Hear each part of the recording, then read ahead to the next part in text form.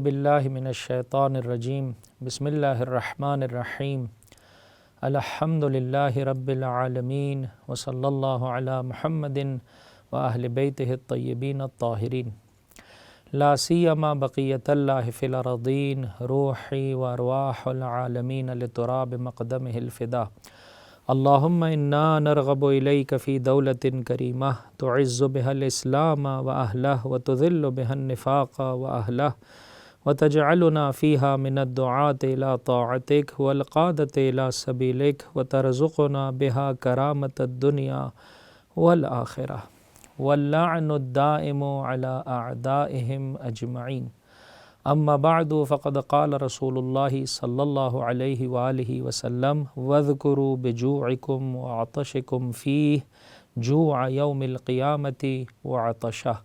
پروردگار متعال کے شکر گزار ہیں جو مسلسل ماہ مبارک رمضان کے ان پاکیزہ ساعتوں سے بہرمند ہونے والوں میں سے قرار دے رہا ہے۔ ضیافت پروردگار کے عنوان سے خطبہ شعبانیہ اللہ کے رسول کی زبان اقدس سے انشاءاللہ العزیز یہ کوشش کریں گے کہ پروردگار متعال کی اس مہمانی کو اس کے تمام پہلوؤں کے ساتھ اچھے طریقے سے سمجھتے ہوئے اس طرح سے ماہ مبارک رمضان کو بسر کریں کہ جس طرح سے ماہ مبارک رمضان کو بسر کرنے کا حق ہے۔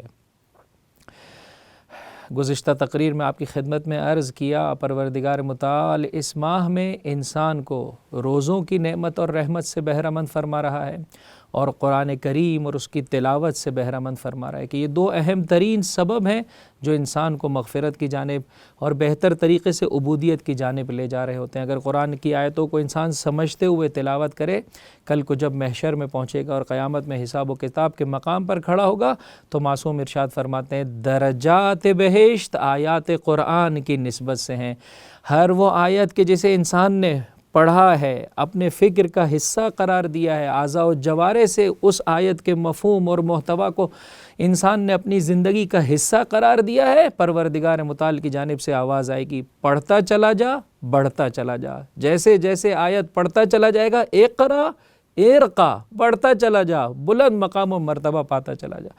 اسی طرح سے عزیزوں روزہ ہے، اگر روزے کو بھی اسی طریقے سے انسان بجا لائے جس طرح سے پروردگار متعال نے چاہا ہے تو معصوم فرماتے ہیں پروردگار متعال حدیث قدسی میں ارشاد فرماتا ہے ہر عمل ابن آدم کا اپنے لیے ہے سوائے روزے کے کہ یہ میرے لیے ہے۔ نہیں معلوم اس روزے میں کیا ہے عزیزوں؟ علماء کرام ارشاد فرماتے ہیں چونکہ بقیہ عمل میں انسان کچھ بجا لا رہا ہوتا ہے، روزہ نام ہے کچھ چیزوں سے اپنے آپ کو روکنے کا، جب تک خود نہ بیان کرے سامنے والے کو سمجھ میں نہیں آتا یہ روزے سے، لہٰذا پروردگار متعال ارشاد فرماتا ہے یہ میرے لیے اس نے قرار دیا ہے وَأَنَا أَجْزِي بِهِ یا وَأَنَا أُجْزَى بِهِ، میں اس کی جزا اور پاداش مستقیماً عطا کروں گا یا میں خود اس کی جزا اور پاداش بن جاؤں گا۔ روزہ سپر ہے، انسان کو ہر گناہ سے بچاتا ہے، اور فرمایا اگر اللہ کے بتائے ہوئے طریقے کے مطابق انسان روزہ رکھے تو اس کے لیے دو فرحتیں اور دو خوشیاں ہیں۔ ایک موقع افطار کہ جب کھانا تناول کرتا ہے اس کی پیاس بجھتی ہے تو اسے ایک خوشی نصیب ہوتی ہے جو جسمانی اعتبار سے اور روحانی اعتبار سے اس کی بلندی اور برتری کو عطا کر رہی ہوتی ہے، اور ایک وہ خوشی ہے جو لقاء اللہ کے موقع پر اسے نصیب ہونے والی ہے جب پروردگار اسے اپنی بہشت میں داخل کرنے والا ہے۔ آؤ عزیزو یہ دیکھیں کہ اس روزے کے ذریعے سے پروردگار متعال چاہتا کیا ہے۔ اس ذریعے سے میرے جسم کو بھی شفا دینا چاہتا ہے، میری روح کو بھی شفا دینا چاہتا ہے، مجھے مغفرت کے مقام پر دیکھنا چاہتا ہے میرا پروردگار۔ جسم کے لیے کیسے شفا ہے روزہ؟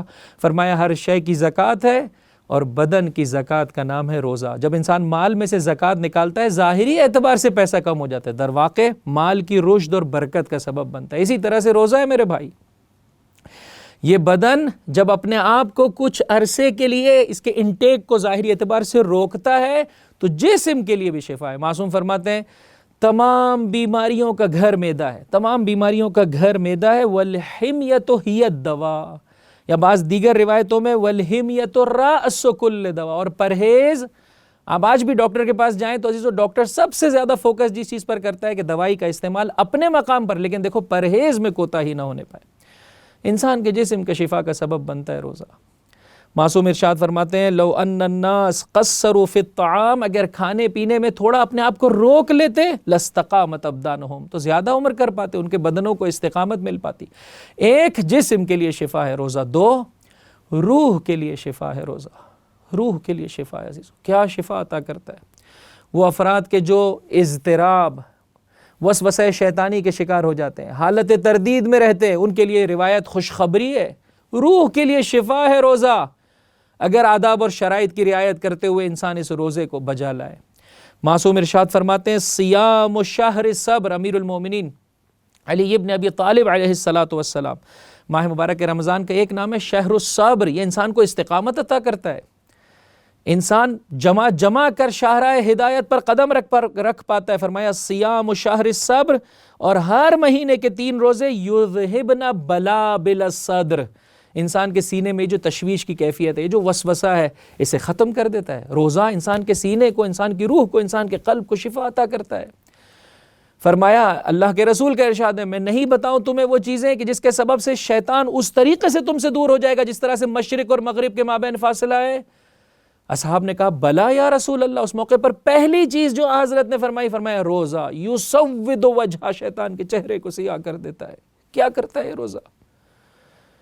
اس کے ایک مقصد کو حضرت نے اس مقام پر خطبہ شعبانیہ کی زینت قرار دیا۔ فرمایا وَاذْكُرُوا بِجُوعِكُمْ وَعَطَشِكُمْ فِي، اس ماہ میں، اس پیاس سے، اس بھوک سے جو تم احساس کرتے ہو، یاد کرو قیامت کے دن کی بھوک اور پیاس کو۔ کیا قیامت کا دن ہے، کیا اس کی سختی ہے۔ سورہ مبارکہ حج میں پروردگار متعال ارشاد فرماتا ہے، توجہ کیجئے عزیزو، ان آیتوں کو اپنی نگاہوں میں رکھیے، اس پر غور و فکر کیجئے، پروردگار سے دعا مانگیے کہ پروردگار آنکھوں کو آنسو عطا کر دے، دل کو شکستگی عطا کر دے۔ یا ایھا الناس اتقوا ربکم، اپنے رب سے ڈرو، ان زلزلۃ الساعۃ شیء عظیم، قیامت کے دن کا زلزلہ عظیم شے ہے جسے پروردگار عظیم کہہ رہا ہے۔ یوم ترونھا، اس دن کو تم دیکھو گے، تذہل کل مرضعۃ عما ارضعت، ماں اپنے دودھ پیتے بچے کو بھلا دے گی، نہیں بھلا سکتی ہے ماں، نارمل حالت میں، تھوڑے امتحان میں بھی نہیں بھلا پاتی عزیزو، حتی زلزلے کی کیفیت میں بھی اسے اپنا بچہ یاد رہتا ہے، لیکن قیامت اور اس کا زلزلہ ماں اپنے بچے کو بھلا دے گی۔ حاملہ خاتون اپنا بچہ، فرمایا وَتَضَعُ كُلُّ ذَاتٍ حَمْلٍ حَمْلَهَا، اس کا حمل گر جائے گا، اس کا حمل گر جائے گا۔ وَتَرَى النَّاسَ سُكَارَىٰ، اور تم لوگوں کو مدہوش اور مست دیکھو گے۔ وَمَا هُمْ بِسُكَارَىٰ، یہ مدہوش نہیں ہے، یہ مست نہیں ہے۔ وَلَكِنَّ عَذَابَ اللَّهِ شَدِيدٌ، اس بھوک اور پیاس سے، قیامت کی بھوک اور پیاس کا اہتمام کر، اے مومن، اے روزے دار، کہ جس دن کی اس قدر سختی ہے اس کا اہتمام کر۔ جب انسان اس بھوک کو یاد کرے گا، وہاں کی سختیوں کو یاد کرے گا، اب حب دنیا، اب ہوائے نفسانی، اس کا پریشر، اس کی شدت میں کمی آ جائے گی۔ اب انسان کی آنکھیں انسان کے کنٹرول میں آ جائیں گی، انسان کی زبان اس کے کنٹرول میں آ جائے گی، انسان کے کان اس کے کنٹرول میں آ جائیں گے، اعضاء و جوارح اس کے دست اختیار میں آ جائیں گی، اور انسان آہستہ آہستہ اپنے آپ کو آخرت کے لیے آمادہ کرے گا۔ اب جب اپنے آپ کو آخرت کے لیے آمادہ کرے گا، وہاں دوسروں کی نسبت سے جو حق اس کی گردن پر ہے اسے یاد آئے گا۔ عام حالت میں امیر کو کب یاد آتا ہے؟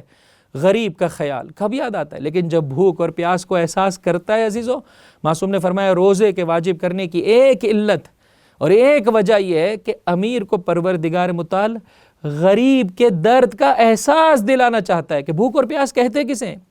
جوانی میں انسان کو ماں باپ کی قدر نہیں ہوتی، جب خود ماں باپ کے مقام پر پہنچتا ہے اس وقت اپنے ماں باپ کی عظمت کا احساس ہوتا ہے۔ فرمایا بھوک اور پیاس انسان کو یہ یاد دلاتی ہے کہ اپنی قیامت کو آباد کرے، کس طریقے سے اپنی زندگی کو بہتر بنائے، اور جو دوسرے مومن کا حق اس کی گردن پر ہے اس کی ادائیگی میں کوتاہی نہ کرے، آگے بڑھ کر اس پر رحم کرے، مسکین اور یتیم کی خیال رکھے۔ عزیزوں توجہ چاہتا ہوں، اس وقت بہت سارے ممالک میں، خصوصیت سے پاکستان میں، ہم دیکھ سکتے ہیں کہ مسلمانوں کے ساتھ عمومی طور پر، خصوصیت سے شیعیان حیدر کرار کے ساتھ کس طرح کا برا سلوک کیا جا رہا ہے۔ کتنے افراد عزیزوں کتنے عرصے سے لاپتہ ہیں، ایک طویل عرصے سے لاپتہ ہیں افراد، اس وقت جو ہے وہ ان کے لیے احتجاج کر رہے ہیں۔ اگر انسان کو روزہ صحیح طرح سے رکھ پائے عزیزوں، تو انسان کبھی بھی دوسرے کے حق کو فراموش نہیں کرے گا۔ جس طرح سے اسے ایک غریب کی بھوک اور پیاس یاد رہے گی، اسی طرح سے ایک مظلوم پر ہونے والے ظلم کے درد کو بھی اپنے وجود میں احساس کرے گا۔ وہ افراد کہ جو اپنے مقصد تخلیق کو مقصد تخلیق کو گم کر بیٹھے ہیں، جن کے لیے مقصد تخلیق لاپتہ ہے، وہ لاپتہ افراد کے لیے آواز کبھی بلند نہیں کرتے، لیکن جنہیں معلوم ہے اپنا مقصد تخلیق، وہ ہمیشہ مظلوموں کے لیے آواز بلند کرتے ہیں۔ کونا للظالم خصما وللمظلوم عونا۔ یہ ہے روزہ عزیزوں، یہ روزہ ہے کہ جو انسان کو وہ مقام و مرتبہ عطا کرنا چاہتا ہے۔